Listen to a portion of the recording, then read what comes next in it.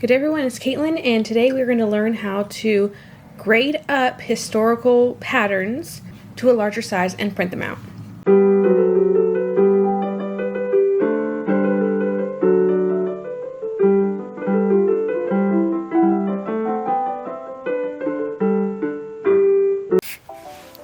Hello everyone, I'm Caitlin and I teach old-fashioned sewing skills, and today we're going to look at taking an original pattern that's either online or you take a photo of and upload it to your computer and making it full size so you can actually print out a real pattern to use. Alright, I've been doing this for a couple years and I don't know if it's the best way, but it's the way I figured out on my own and it works. So I'm going to share it with you today. It may not be what works for you. There may be, again, a lot better ways.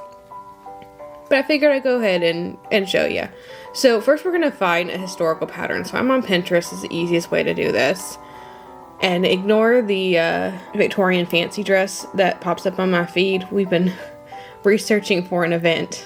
So I know Godey's Ladies Book and Peterson's usually has a lot of patterns. So I'm going to write in Godey's. And I know Godey's has several patterns for a mantle, which is kind of like a shaped shawl. So anytime you put in Godey, it's going to go to Godly, so you do have to kind of push the Godey to make sure you're actually searching for Godey. And look, we got some mantle patterns. Okay, I have used both of these before if I remember correctly. I'm going to click the first one. I know it's an easier one to do. This works best if you have the measurements all ready to go. Okay, so we got it. I'm going to save this image to my computer. We're going to go to a photo manipulation program. I use GIMP. You can also use Photoshop or whatever else you got. GIMP is free, and that's why I have it. And we're going to open our pattern, and there it is. So this is a very small image, so we need to enlarge it. But first, we're going to just isolate the pattern. So by cropping it to exactly the size of the pattern. And again, this is a very, very small image.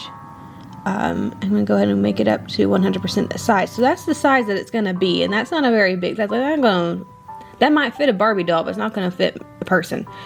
So what we need to do is make it larger. So on the pattern, you see all these measurements. I'll make it bigger so you can see. So there's 36, that's 36 inches. That whole long straight line is 36 inches. You can see a line that says 40 inches, one that says 34. There's more, there's a 24, a 10, a 6.5. All of those are measurements. There's another straight one down here. So for this to work the best, you need some straight lines. It's very hard to do this on a curve. So straight lines are your friend. At least if there's two or more, that's best. Because sometimes these things are not drawn to scale. They're just kind of drawn out, and you're expected to just use some scrap paper or something and use the measurements to draw it out freehand. Which works, and that would be the period way to do it if that's what you're interested in doing. I find this way a little bit faster. But what I'm going to do is I'm going to take the crop tool and pick one of those straight lines. I'm going to pick this long 36-inch one. And I'm not actually cropping the image. If you notice on the very bottom of my screen, it gives me the size of the area I'm cropping. And so that tells me how big that area is. So what we want to do is make that 36 inches. So what I'm going to do, I'm going to go to Image, and just as a side note, my screen record did not record this part. So anything that popped up, I didn't notice this till later, it didn't show. And that's unfortunate because that's what I needed y'all to see. So here's a picture of what it looks like. So we're going to do the next little bit by screenshot, which is not ideal, but it works. So, alright, so once I go to Image, I go down to Scale Image. At least that's what you do for GIMP. Once you click Scale Image, you have some things pop up. And it's basically image size, and there's an X and Y resolution. Make sure that X and Y resolution is at 100% and it's set to pixels per inch. That means there are 100 pixels per inch. And that makes our math so much easier if it's set to 100. It won't change the size of your image, it won't change anything else except for the resolution. So pixels per inch, set at 100 for the X resolution and 100% at the Y resolution. Mine's already like that. So now what we're going to do is change the size. So that line we want is 36 inches. We need a longer than 36 inches. So let's try 40 inches. Now with the image size, you can go over if it's easier for you. And if I push that little pixel, the PX, you can find inches. And so if it's easier for you, go ahead and just do the inches. Otherwise, you're just going to multiply it by 100. So if I wanted to try 40 inches, I would do 4,000 pixels. But we'll go ahead and go to inches. And we're going to put 40. Notice that the other one automatically populates, so it's going to keep the same scale for your, it's going to scale up. The width is the same amount as the height. So it already did that for me, and I can push scale.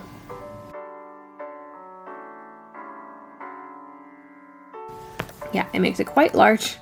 I'm going to go down to the bottom and just make it a little bit smaller for you, but we can see, let's go back to our crop tool and measure it. And again, I'm going to use my crop tool, not actually cropping it, I'm just looking at the numbers on the bottom. So I'm going to go to the very top of that line, try to go as close to the top as you can, all the way to the tippy bottom, and it is 34 and right about a ½ inch. So that's a little too small.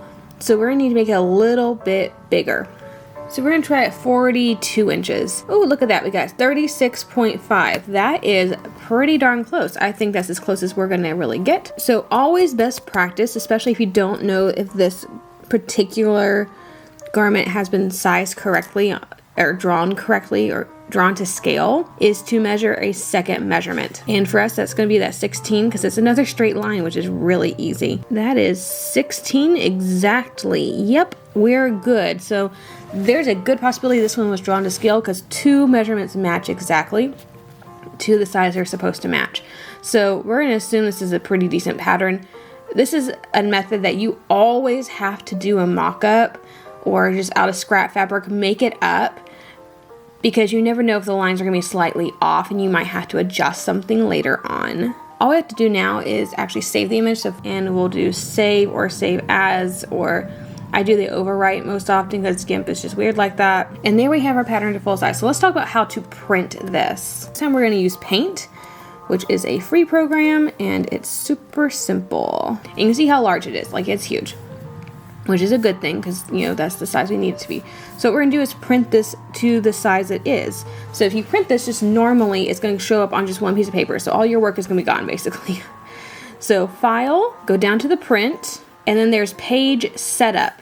And you click on Page Setup and go to the bottom. It says Scaling, Adjust to, and Fit to. So now it says Fit to 1 by 1 pages. So it's going to be 1 page, and the whole image you can see on the preview is set on 1 page. That is not what we want.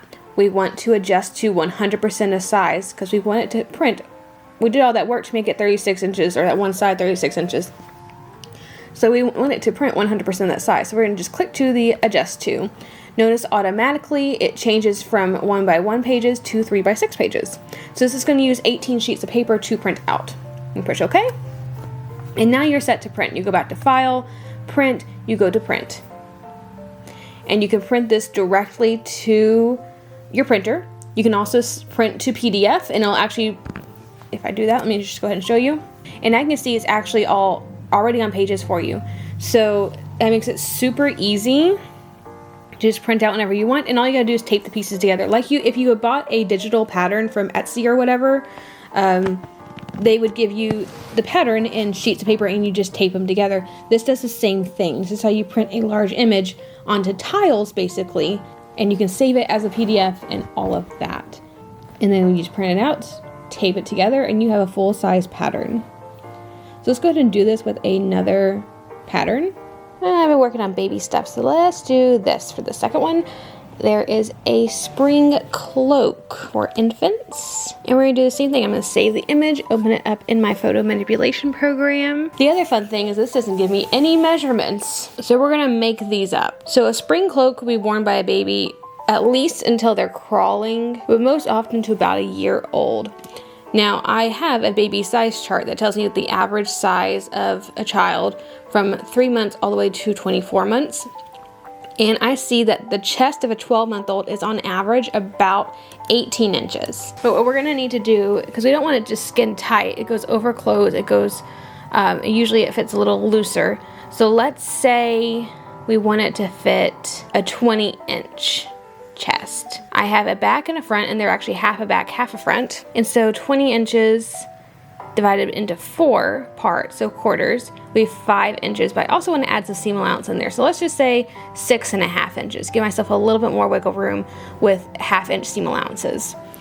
So that means from the straight line across to the armpit, I would like 6.5 inches. And this will work the same if you're doing a bodice pattern, and instead of grading it to the size that it says, you want to grade it to your size. Choose your bust measurement.